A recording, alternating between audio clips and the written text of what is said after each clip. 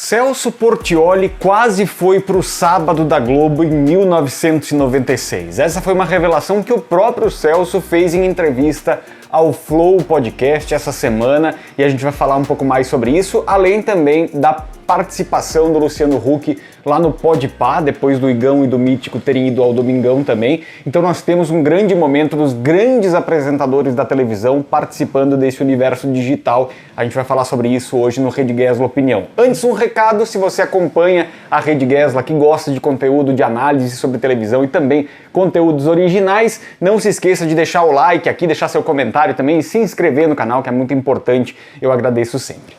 Nessa semana, o Celso Portiolli foi ao Flow Podcast, depois do Igor 3K também ter ido ao Passo a Repassa, e isso pra mim é um presságio bom dos novos tempos da comunicação e principalmente da televisão, porque enquanto essas figuras televisivas de peso negarem a existência da internet ou não se conectarem de fato com a existência da internet, isso vai fazer com que a televisão aberta se enfraqueça cada vez mais. Eu acredito muito que a televisão aberta talvez se transforme em outra coisa mais pra frente e não acabe definitivamente. Talvez ela acabe da forma com que a gente conhece, mas deva se transformar numa coisa parecida com o que o rádio faz. Eu já falo isso há vários anos aqui na Rede Gesla de televisão, falando sobre o fato do rádio ser uma coisa mais local e mais ao vivo. Acho que a televisão vai ser isso também no futuro. De toda forma, o Celso Portiolli contou a história no Flow Podcast sobre o fato de que em 1996, quando ele já estava no SBT à frente do Passo a Repassa, o Roberto Talma, que tinha dirigido Colégio Brasil no SBT, uma novela meio adolescente, que era para competir com Malhação, se eu não me engano, e não deu certo direito lá no SBT, ele foi dispensado pela casa e voltou para a Globo. Na volta dele para a Globo, eles queriam alguém ali para comandar a tarde de sábado, já que não tinha nenhum programa rolando naquele momento. O Luciano Huck ainda estava começando na Band, não existia nada disso, e o Celso Portiolli foi visto como uma oportunidade pela emissora dos Marinho. Fato que o Roberto Talma fez esse convite, né, com um salário muito maior para o Celso Portiolli ir para o Sábado da Globo. Em negociação com o Silvio Santos, ele acabou ficando no SBT e o resto é história. A maneira com que ele fala sobre o Silvio Santos também no decorrer do Flow é algo muito interessante de acompanhar.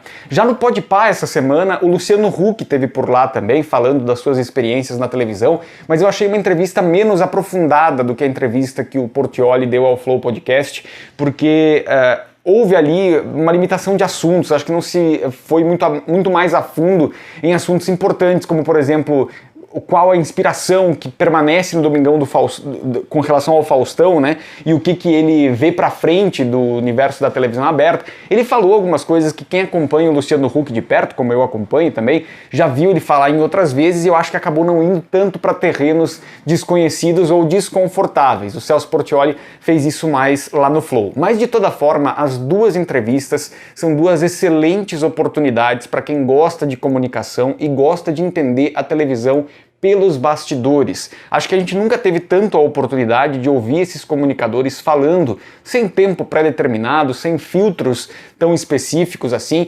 sobre a experiência de estar por trás das câmeras. Até o próprio Luciano Huck revivendo ali a passagem dele pelo SBT, pela Gazeta, naqueles 5 minutos que eram comprados na madrugada dessas emissoras. Então, tudo isso traz pra gente que gosta de comunicação, que gosta de acompanhar os bastidores do que acontece na TV, uma perspectiva diferente, um olhar diferente sobre aquilo que está acontecendo. E acho que essa é uma oportunidade única para todo mundo que gosta de comunicação.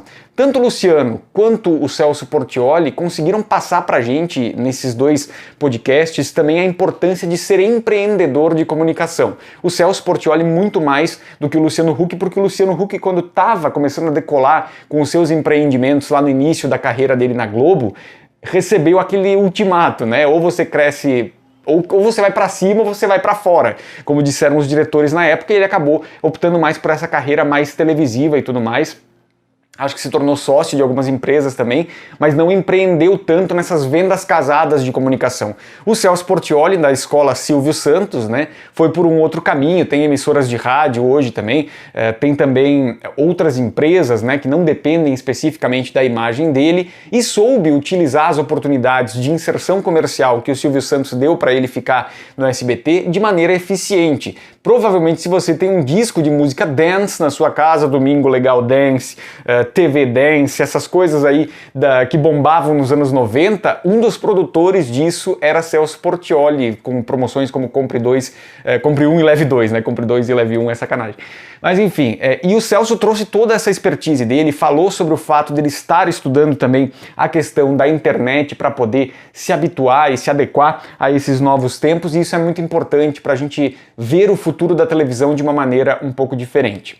O Luciano Huck também trouxe isso lá ao Podpah de maneiras diferentes. É claro que a Globo e o SBT têm posições diferentes de ibope e de responsabilidade também em muitos aspectos. E um negócio interessante que eu achei do Celso Portiolli falando sobre guerra de audiência é que ela ainda existe. Ele fala que ela ainda existe, só que o poder de investimento de um programa ele é muito menor, muito mais reduzido do que era nos anos 90, quando Gugu e Faustão disputavam de uma forma tão ferrenha, né, o primeiro lugar de audiência. Hoje o investimento é mais difícil em televisão porque você precisa ali de várias questões juntas, né, várias oportunidades juntas. Tem que ter boa audiência, bom faturamento, bom prestígio junto ao mercado também. E um exemplo interessante que o Celso citou com relação a isso foi que o Curtindo uma Viagem, que era um programa que dava 27, 28 pontos no SBT, uma criação dele também, foi tirado do ar no auge, quando estava com a melhor audiência, porque tinha um custo de produção que não compensava a entrada de patrocínio.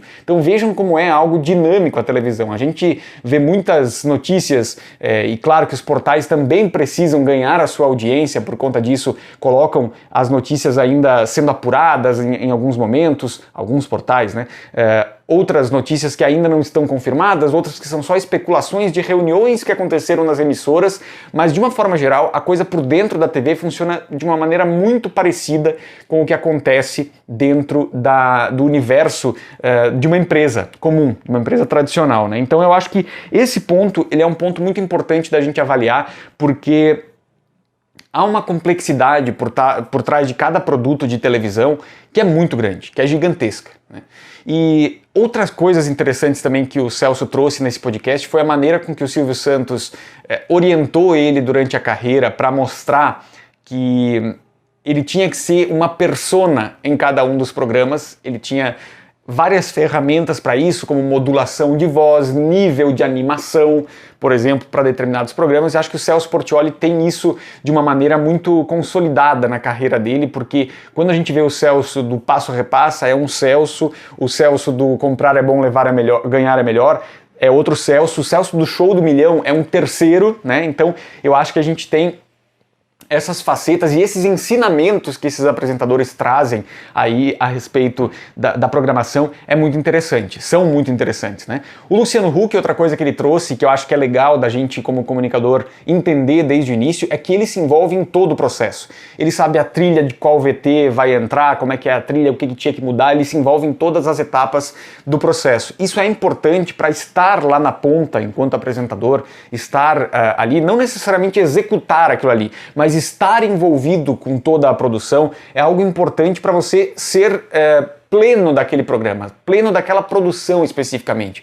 Quando você chega na frente da câmera para gravar, por exemplo, você vai ter todo aquele staff que está te ajudando, mas você sabe o que cada um fez e como é que tem que ser feito. Então, se envolver em todas as etapas do processo é uma característica muito forte dos apresentadores da atualidade. Se a gente for olhar Marcos Mion, Luciano Huck, o próprio Rodrigo Faro é um cara que entende muito de gravação, de captação e tudo mais. O Celso Portiolli também, que faz muitos testes na casa dele, como é o caso do Pode Ser, agora o podcast que ele está gravando diretamente da casa dele. Então, essa compreensão holística do processo de televisão, do produto televisão, o Luciano Huck falou que ele adora todo esse processo e acho que todos os apresentadores gostam muito, porque chegar na frente da câmera seguro de tudo que foi produzido antes e seguro de toda a estrutura que existe para te ajudar é algo muito importante.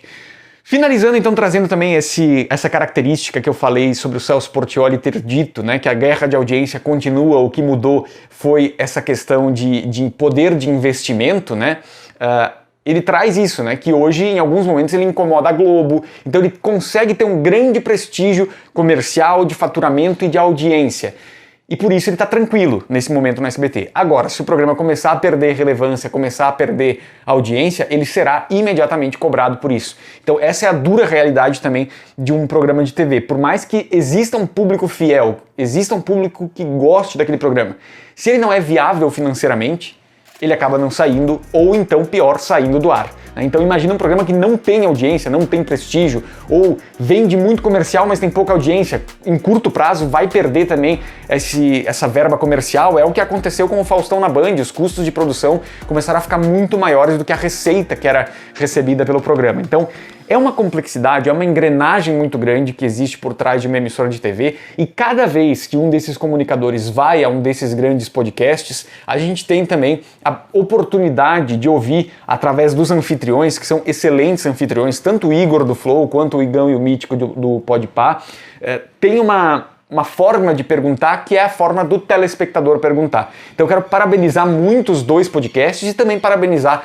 todos esses grandes apresentadores que se dispõem aí para esse espaço desconhecido da internet para muitos deles, para justamente trazer um pouco para o público que é mais aficionado, quer saber o que está por trás dos bastidores, como é que é a característica de um grande programa de televisão, tá certo? Comenta aqui embaixo se você assistiu esses episódios, o que você achou, e a gente volta na semana que vem com mais Rede Gesla Opinião. Um beijo e até a próxima. Valeu!